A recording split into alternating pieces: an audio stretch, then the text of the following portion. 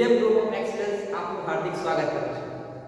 મિત્રો, 10મા ધોરણમાં સુધીને તમે જે અભ્યાસ કર્યો, તમે એક માઇલસ્ટોન સુધીને પહોંચી ગયા છો. હવે તમે આગળ કોલેજ કરશો, 11-12 પછી તમે કોલેજ કરશો, માસ્ટર્સ કરશો અને પીએચડી કરશો. ઘણા લોકો પીએચડી કરશે, ઘણા લોકો કંઈક અલગ અલગ ફિલ્ડમાં જશે. તો મિત્રો, અડધા બે સુધીમાં તો તમે પહોંચી જ ગયા છો. હવે સમય છે કંઈક કરી બતાવવાનો. 10મું ધોરણ સુધીને તમે એક માઇલસ્ટોન સુધીને પહોંચી ગયા છો. હવે આપણે લાવવાના છે આપણે આપણા જે જીવનની અંદર એક સ્ટેબિલિટી. એની માટે 11 અને 12 સાયન્સમાં ઉદ્યમ ગ્રુપ ઓફ એક્સલન્સ લઈને આવ્યું છે. એક જબરજસ્ત તૈયારી કરવા માટેનું પ્લેટફોર્મ કે જેને આપણે કહીએ છીએ ઉદ્યમ ગ્રુપ ઓફ એક્સલન્સ. મારું નામ છે યશ દોશી અને આજે આપણે ભણીશું ફિઝિક્સ. એવું કહેવાય કે ફિઝિક્સ ભણીશું ઓછા પણ ફીલ વધારે કરીશું. બરાબર છે? તો ધોરણ 10 ની અંદર તમારે વિજ્ઞાન વિષય આપો. ધોરણ 10 એનસીઈઆરટી ની અંદર વિજ્ઞાન વિષયની અંદર 3 અલગ અલગ પાર્ટ્સ હતા. કહેવાય કે અલગ અલગ સબ ટોપિક્સ આવતા. એમાંથી પ્રથમ સબ ટોપિક્સનું નામ કહેવાય કે ભૌતિક વિજ્ઞાન. તમારે ભૌતિક વિજ્ઞાનના ઘણા એવા એકમો ધોરણ 10 ની અંદર વિજ્ઞાનની ચોપડીમાં તમે જોયા હશે. ત્યારબાદ આપણું રાસાયણિક વિજ્ઞાન,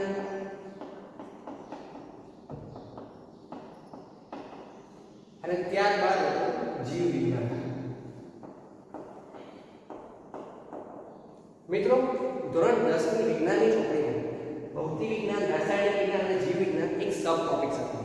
પરંતુ હવે તમે 11 સાયન્સમાં છો એટલા માટે ભૌતિક વિજ્ઞાન, રાસાયણિક વિજ્ઞાન અને જીવ વિજ્ઞાન એક સબ ટોપિક્સ ના રહીને એક આખો ચોપડી બની ગઈ છે. બરાબર? એનસીઈઆરટી ની ભૌતિક વિજ્ઞાનની અલગ ચોપડી, રસાયણ વિજ્ઞાનની અલગ ચોપડી અને જીવ વિજ્ઞાનની અલગ ચોપડી. કહેવાય એક આખો વિષય બની ગયો છે. વિજ્ઞાનની અંદર આ વિષયોમાં આપણે અલગ અલગ એવા સિદ્ધાંતો, એવા નિયમો, એવા ઘણા બધા મસ્ત મજાના નિયમોની આપણે વાત કરીશું. પરંતુ તે પહેલા આપણે સમજીએ કે ફિઝિક્સ એટલે શું. વાત કરીએ આપણે ફિઝિક્સ એટલે કે ભૌતિક વિજ્ઞાન. તો સૌથી પહેલા એવો પ્રશ્ન આવે. સૌથી પહેલા તો એનસીઈઆરટી ની તમારી જે બુક છે એનું પ્રથમ એકમ છે એકમો અને એનું માપન. પરંતુ આપણે સૌથી પહેલા શરૂઆત કરીએ કે ફિઝિક્સ એટલે શું. ફિઝિક્સને આપણે ફીલ કરવાનું છે. તો ફિઝિક્સ એટલે શું સમજવા પહેલા આપણે સૌથી પહેલા આપણો જે ક્વેશ્ચન થાય કે વોટ ઇઝ ફિઝિક્સ. સાહેબ, ભૌતિક વિજ્ઞાન છે શું? અમે 9મા 10મા ધોરણની અંદર અમે બધું ભણ્યા પણ કંઈ પલ્લે પડ્યું નહીં. અમે ખાલી ચોપડીનું ભણ્યા પણ ખબર ના પડી કે સાહેબ ફિઝિક્સ એટલે શું, આ ભૌતિક વિજ્ઞાન શું છે. ભૌતિક વિજ્ઞાનની વ્યાખ્યા આપણે સિમ્પલ રીતે આપી શકીએ. ભૌતિક વિજ્ઞાન એટલે સ્ટડી ઓફ નેચર.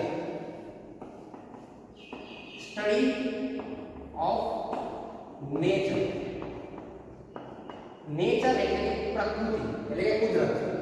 પ્રકૃતિને સ્ટડી કરવાનું એક વિજ્ઞાન, પ્રકૃતિને સ્ટડી કરવાની એક મેથડ કે જેને આપણે ફિઝિક્સ કહીએ છીએ.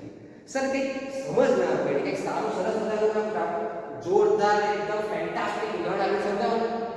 જો એક ઉદાહરણ, એક સરસ મજાનું ઝાડ. પણ આ સ્ટોરી લગભગ તમારા લોકો 9મા કે 8મા ધોરણમાં આવી ગઈ છે, પણ તો આપણે એને સમજીએ. એક સરસ મજાનું ઝાડ, ઝાડની નીચે સર ન્યૂટન બેઠા હતા. તે વખતે સર નતા, તે વખતે ખાલી ન્યૂટન હતા. ન્યૂટન સર શું જોયું કે ઉપરથી એક ઝાડમાંથી એક સરસ મજાનું એપલ એટલે કે સફરજન પડે છે. એક સફરજન પડતા જોયું, બીજું સફરજન પડતા જોયું, બીજું સફરજન પડ્યું. દૂર કોઈ છોકરાઓ રમતા હતા તો રમતા હતા એ કોઈ દડો કંઈક રમતા હતા, દડો કંઈક કેચ કરતા હતા. એ જોયું કે દડો જ્યારે ફેંકે છે ત્યારે ઉપર જાય છે અને નીચે જ આવે છે. ઉપર જતા જ્યારે ઉપર ઉછાળીએ છીએ ત્યારે અંતરિક્ષમાં નથી જતું. કોઈ પણ વસ્તુ પૃથ્વીની ઉપરથી જ્યારે ઉપર તરફ આપણે ઉછાળીએ છીએ, જ્યારે ઉપર તરફ ગતિ કરે છે તો પાછી ખેંચાઈને પૃથ્વી તરફ આવે છે. તો ન્યૂટને વિચાર કર્યો કે આવું કેમ થતું હશે. એમને પ્રકૃતિમાં જે વસ્તુ થાય છે એનું સ્ટડી કર્યું. બરાબર? અને એની પણ એક પૂર્વધારણા કરી કે ભાઈ આ વસ્તુ ત્યારે થઈ શકે કે જ્યારે પૃથ્વી કોઈ ફોર્સ લગાડતી હોય, કોઈ વસ્તુ પૃથ્વી કોઈ તરફ ખેંચે છે, પોતાની તરફ પછી વસ્તુ ખેંચે છે. બરાબર છે? તો એમને અનુમાન લગાવ્યું. અનુમાન પરથી પૂર્વધારણા નક્કી કરી અને એ પૂર્વધારણા પરથી શું કર્યું કે ભાઈ એમને નિયમ આપ્યો. કયો નિયમ આપ્યો? એટલે કે ગુરુત્વાકર્ષણનો સાર્વત્રિક નિયમ. પાછો કેવો નિયમ? સાર્વત્રિક નિયમ. સાર્વત્રિક એટલે કે એક જગ્યાએ આખી પૃથ્વી પર તમે કોઈ પણ જગ્યાએ કોઈ દળવાળી વસ્તુ ઉછાળશો તે પાછી જમીન પર આકર્ષિત થશે. તો આવા એમને શું કર્યું કે એક વિજ્ઞાન જે પ્રકૃતિમાં થતા ફેરફારને એમને પહેલા તો ઓબ્ઝર્વ કર્યું. ઓબ્ઝર્વ કર્યા પછી એ લોકોએ એમને અર્થઘટન કર્યું, એક અનુમાન લગાવ્યું, પૂર્વધારણા કર્યું. અને પૂર્વધારણા પછી એ લોકો એમને નક્કી કર્યો એક નિયમ કે જેને આપણે લો કહીએ. બરાબર છે સર? પણ આ નિયમો નક્કી કર્યા તો એનાથી આપણને શું ફાયદો થાય એ પણ થાય કે ભાઈ ન્યૂટને આ વસ્તુ તો કહી, ન્યૂટન તો સમજ પડી ગઈ કે ગુરુત્વાકર્ષણ બળ છે, પરંતુ આપણને કેવી સમજ પડે? જો એક સરસ મજાનું બીજું ઉદાહરણ ધારો કે એક બોર્ડ છે, 64 ખાનાવાળું એક બોર્ડ છે. કોઈ મને કહે છે 64 ખાનાવાળું કયું બોર્ડ આવે? હા, 64 ખાનાવાળું બોર્ડ એટલે કે 86 નો બોર્ડ.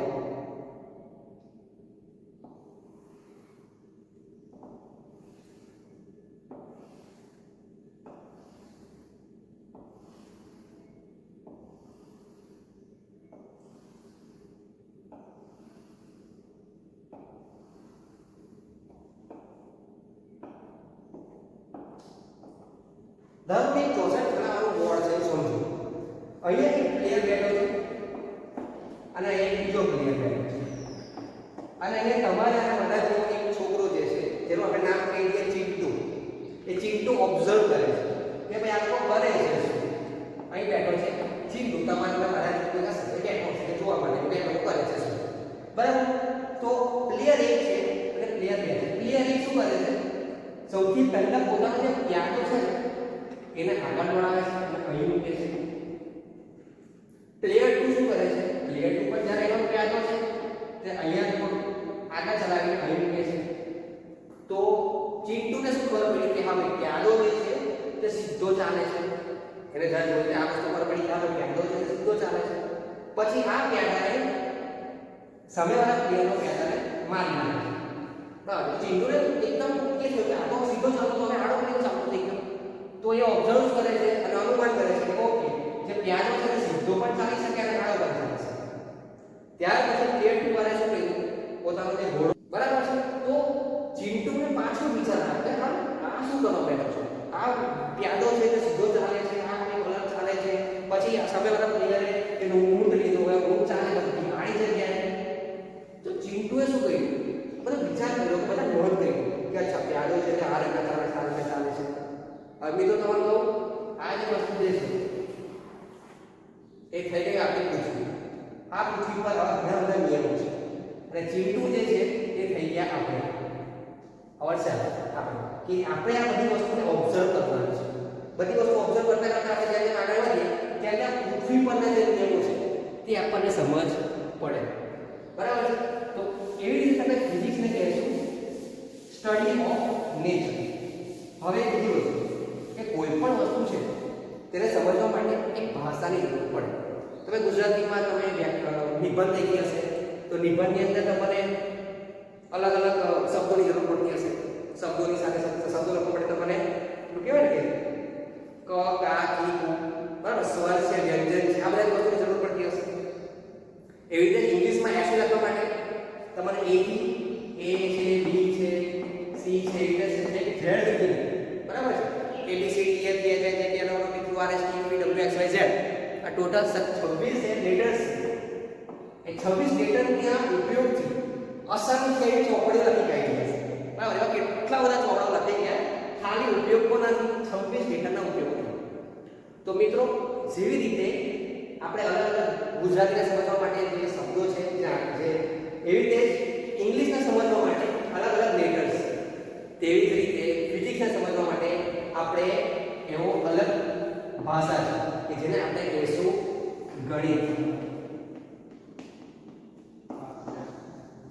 ગણિત એક એવી ભાષા છે જે પ્રકૃતિના નિયમને એક ગાણિતિક સ્વરૂપ આપે છે અને એ ગાણિતિક સ્વરૂપ આપણને સમજાવે છે કે ફિઝિક્સ શું છે.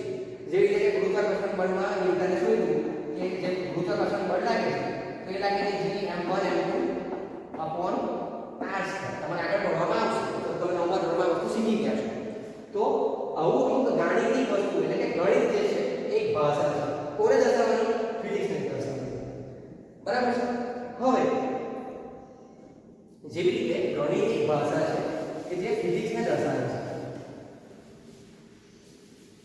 તેવી જ રીતે અલગ અલગ જે લેટર્સ છે, ધારો કે A છે, B છે, C છે, D છે, એવા Z સુધીના ટોટલ 26 લેટરો છે.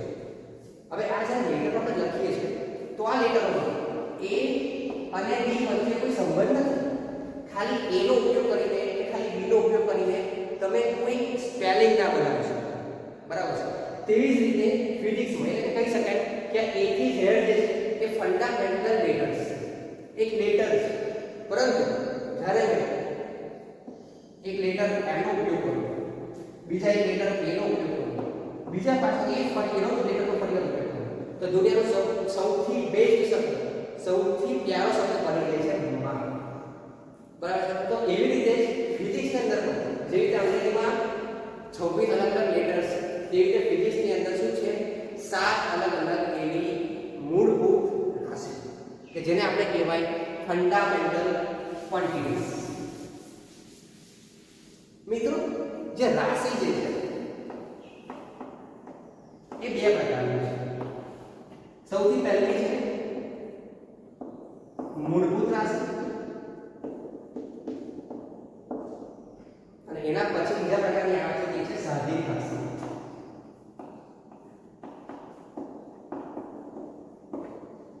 જો મૂળભૂત રાશિ જે છે એ ટોટલ 7 છે. કઈ રાશિ છે? ધારો કે આપણે એકમની અંદર વાત નહીં કરીએ, ત્યારે ખાલી આપણે રાશિની વાત કરીશું. સૌથી પહેલી છે ધન,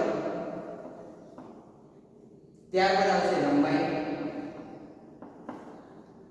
ત્યારબાદ આવશે સમય. હા મિત્રો, સમય પણ એક રાશિ છે. બરાબર છે. ત્યારબાદ આવશે જ્યોતિ તીવ્રતા, ત્યારબાદ આવશે તાપમાન, તાપમાન પછી આવશે વિદ્યુત પ્રવાહ અને છેલ્લી રાશિ આવશે દ્રવ્યનો જથ્થો.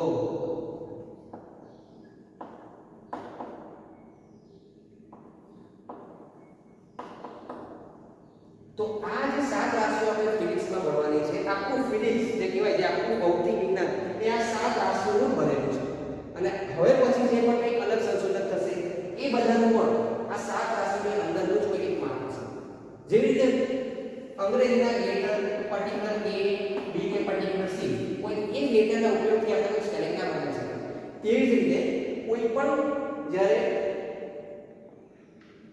કોઈ પણ આપણે એક સૂત્ર બનાવ્યું, એટલે કે કોઈ પણ એક સૂત્ર છે, એક સૂત્રનું આપણે ઉદાહરણ લઈએ કે ઝડપ. ઝડપ એટલે શું કહેવાય? ઝડપ એટલે શું કહેવાય? એકમ સમયમાં કાપેલા અંતર. શું કહેવાય? એકમ સમયમાં કાપેલા અંતર એટલે શું? ઝડપ. તેનું સૂત્ર છે અંતર આ છેદમાં સમય. હવે અંતર આપણે કહીશું લંબાઈ, અંતર ના લંબાઈ અને સમય સેકન્ડમાં. તો આ જે મારો જે ઝડપ છે એ મારી થઈ ગઈ સાહજિક રાશિ. કેમ સાહજિક રાશિ? એટલે સાહજિક રાશિને કેવી રીતે ફાઇન્ડ કરી છે?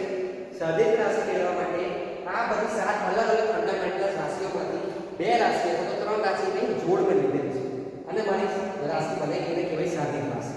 બરાબર છે. તો આવી રીતે જો મૂળભૂત રાશિની વાત કરીએ તો એ ટોટલ 7 જ છે, પરંતુ સાહજિક રાશિઓ અસંખ્ય છે. ઘણી બધી એવી સાહજિક રાશિઓ બની શકે. બરાબર છે. તો હાલ આપણે ફિઝિક્સના આ ઇન્ટ્રોડક્ટરી વિડિયોની અંદર ભણ્યા કે વોટ ઇઝ ફિઝિક્સ. ફિઝિક્સ એટલે શું? ફિઝિક્સ એટલે સ્ટડી ઓફ નેચર. બરાબર છે. પ્રકૃતિમાંથી જ્ઞાન મેળવવાનું, પ્રકૃતિ કઈ રીતે કામ કરે છે એ વસ્તુ વિશે વિચારવાનું, એનું અનુમાન, પૂર્વધારણા અને નિયમ બનાવવાના, એ દરેક વસ્તુનો સમાવેશ થાય છે ફિઝિક્સમાં. ત્યારે આપણે જોયું કે ફિઝિક્સની અંદર જેવી રીતે અંગ્રેજી લેટર્સમાં અલગ અલગ લેટર્સ છે અને એ લેટર્સના અલગ અલગ આપણે ફંડામેન્ટલ્સ લેટરનો ઉપયોગ કરીને સ્પેલિંગ બનાવે છે, તેવી જ રીતે ફિઝિક્સના અલગ અલગ રાશિઓ ભેગું કરીને અલગ અલગ રાશિઓના આપણે એને ફોર્મ્યુલા માટે આ બધી અલગ અલગ રાશિઓનો આપણે ઉપયોગ કરીશું. બરાબર છે. હવે અને જોયું કે સાહજિક રાશિ છે, એ સાહજિક રાશિની અંદર આપણે અલગ અલગ અત્યારે ઉદાહરણ જોયું કે ઝડપ બરાબર અંતરના છેદમાં સમય, કે જેને આપણે સાહજિક રાશિ અંદર એ વસ્તુ એડ છે. ઓકે, તો આ રીતે આપણે જોયું. ત્યારબાદ આપણે જોયું કે ચેસનું ન્યૂટનનું ઉદાહરણ લીધું કે ન્યૂટનને કઈ રીતે ફિઝિક્સને સમજાવ્યું, બરાબર. ન્યૂટનને કઈ રીતે અલગ અલગ લોસ આપ્યા, આવી રીતે ઘણા બધા ઉદાહરણો છે, બરાબર. ધારો કે આપણી પાસે દડો છે, બરાબર. જેવી રીતે ન્યૂટન વાત કરી કે આપણે અહીંયા પણ પ્રેક્ટિકલ કરીએ કે આ દડાને ઉપર નાખીએ તો આ ઉપર નથી જતો, તો પાછું નીચે આવે છે, બરાબર. એવી રીતે ઘણા બધા છે.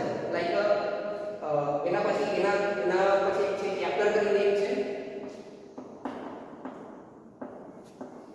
કેપ્લર કરીને એક છે વૈજ્ઞાનિક છે. એને કોઈ જોયું કે ભાઈ આ તો બધી વસ્તુ પૃથ્વી પર થાય છે એવું નથી, બરાબર છે. આ સાર્વત્રિક નિયમ છે. સાર્વત્રિક નિયમ પૃથ્વી પર પણ થાય. ફિઝિક્સમાં કેપ્લરે શું કહ્યું કે જે આપણા બ્રહ્માંડની અંદર જે સૂર્યની ગતિ છે, ચંદ્રની ગતિ છે, અલગ અલગ ગ્રહોની ગતિ છે, બરાબર. એ ગ્રહોની ગતિ પણ કેપ્લરે શોધી. એની માટે પણ નિયમ હોય. તો એ બધી જ વસ્તુ આપણી આવશે ફિઝિક્સની અંદર. તો હાલ આપણે ફિઝિક્સ વિશે સરસ મજાની ચર્ચા કરી છે. હોપ સો તમને આ વિડીયો પસંદ આવ્યો હશે. તમને જો વિડીયો પસંદ આવ્યો હોય તો ચેનલને સબસ્ક્રાઇબ કરો, લાઈક કરો અને શેર કરો. આના પછી આપણે એકમો અને એકમોમાંથી એને આપણે કન્વર્સેશન્સ કરવાના છે. આ બધા અલગ અલગ મૂળભૂત રાશિઓમાંથી એને આપણે એકમો જોશું અને એને કઈ રીતે આપણે સાદી એકમો પરિવર્તિત કરશું તેના વિશે અભ્યાસ કરશું. સાથે સાથે આપણે ફિઝિક્સની અંદર ઘણા બધા એવા પ્રેક્ટિકલ્સ પણ આવી રહ્યા છે. તો ભૂલતા નહીં. નેક્સ્ટ લેક્ચરમાં મળીએ. જય હિન્દ.